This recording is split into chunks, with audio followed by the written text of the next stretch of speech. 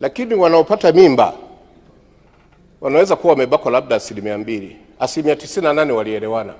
Lakini sheria yetu inasema na huyu atatumikia kifungo cha miaka 30. Kwa takwimu yetu ambayo mlitoa mwaka jana Wizara ya Elimu, waliopata mimba shule ya msingi walikuwa 3850, sekondari walikuwa 8000 na kitu.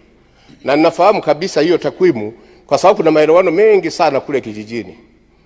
Inawezekana msingi walikuwa zaidi ya 10,000, sekondari walikuwa zaidi ya 20,000. Sasa Mheshimiwa Mwenyekiti na Mheshimiwa Waziri, ina maana hawa 40,000 watapatikana watoto 40,000, baba zao watakuwa gerezani.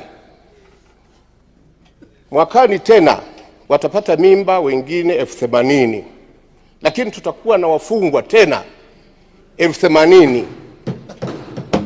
Je, magereza yetu inaweza kuwabeba?